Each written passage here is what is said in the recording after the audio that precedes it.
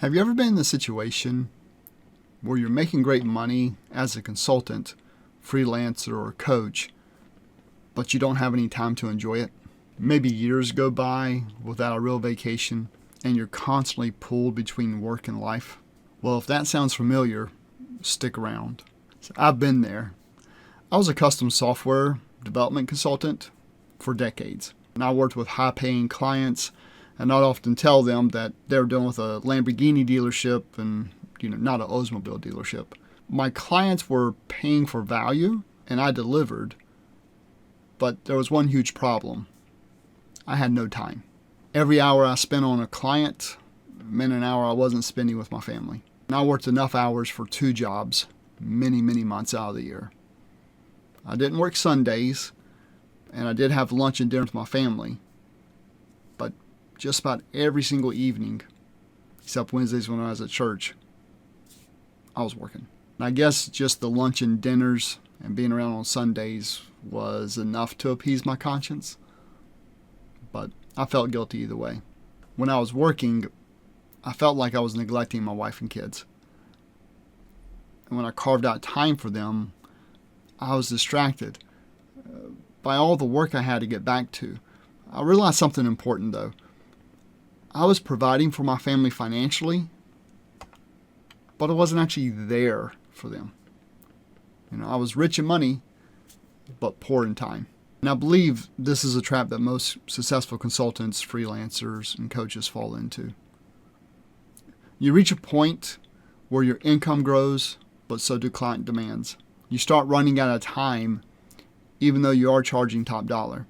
So let's talk about it. Let's talk about why rich consultants are always running out of time, and more importantly, how you can break out of that trap. One of the biggest problems in a service-based business is that you're constantly trading time for money. It doesn't matter how high your rates go, you're still tied to the clock. Your income grows, but so does your client expectations, and burnout usually isn't far behind. Let me give you an example. Once I landed a $200,000 contract, plus some ownership in the company. It was a great deal, right? But the catch was I had to dedicate almost every waking hour to that client for 12 months straight. The money was good, but I never worked harder in my life. At the same time, my oldest daughter, she was deciding where she was going to go to school, and I let my wife carry that burden along with many others that year. See, I was too busy working to be there with her. And to top it off, the client and I eventually parted ways, so there really was no big payoff beyond that initial contract. No matter how much you charge, you're still bound by the hours you have, and that takes a toll on your life because you're actually paying for everything with your life. Another issue is scalability. A service-based business has a growth ceiling because there's only so many hours in the day that you can actually work. You can't take unlimited clients, and even if you could somehow, you couldn't do it without sacrificing your personal time. And on top of that, custom solutions require custom time. Every new project, you have to start from scratch, and you're constantly reinventing the wheel. Building one-off solutions, it just increases the workload without giving you any leverage at all from previous work. How do you break out of this trap? Well, the key is productization. It's creating reusable systems or frameworks that let you deliver results faster without starting from scratch every single time. In software development, we have this mantra of DRY, D-R-Y, don't repeat yourself.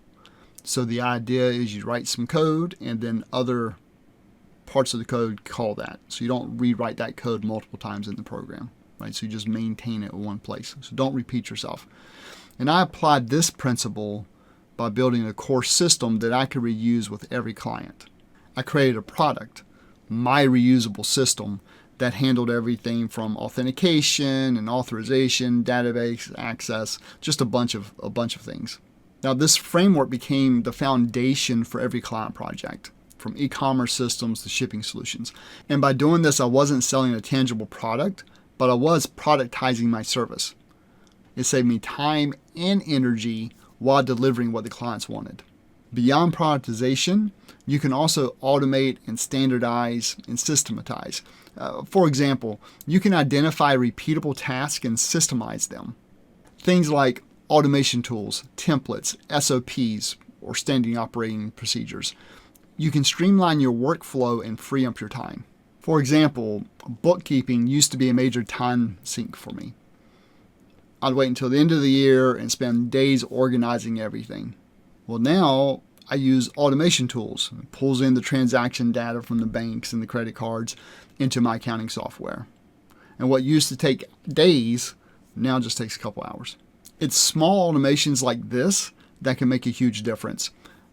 When things are well documented, you can delegate tasks easily and reduce your workload even further. Now, you might be thinking, well, I'm not in software, so how could I productize my business? Well, the good news is that the product doesn't have to be software. It could be anything from an online course to templates or even the sawdust, the byproduct of something that you've already created. For example, lumber mills, they started actually selling sawdust, which was a byproduct of them cutting wood. So you need to ask yourself, what's your sawdust? Maybe it's a system. Maybe it's a process you developed for one client that you could offer to others. The key is find something that's reusable that actually saves you time. Productization and automation let you reclaim your time by working smarter, not harder. You reinvest the hours you save into scaling your business, focusing on high-level strategy, or best of all, spending time with your family. And that really is the big payoff. Getting your time back allows you to recharge and actually enjoy your life and become even more productive when you are back at working. So don't fall into the trap that I can't productize my service-based business. Don't make that statement. Instead, ask yourself, how can I productize my service-based business? By framing it as a question, this will push your brain to actually find solutions instead of being stuck. And remember, even small changes can lead to big results. Even reusing client documentation or contracts or proposal templates can save you hours. It's these consistent small wins that add up, and they help you reclaim time each and every week. Finally, as you start freeing up time, spend it wisely. Don't just focus on maintaining your business. Use that time to make yourself more findable. Build your personal brand, create content, let clients come to you rather than constantly chasing them.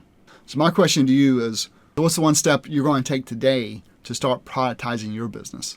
Let me know in the comments. And if you're ready to dive even deeper into becoming a more productive consultant, check out my video. It's the creator versus conductor. It's where I talk about how to schedule your time in order to get the best work done and get back some of that time even without creating a product. Well, I hope this was beneficial to you. I'll see you in the next video.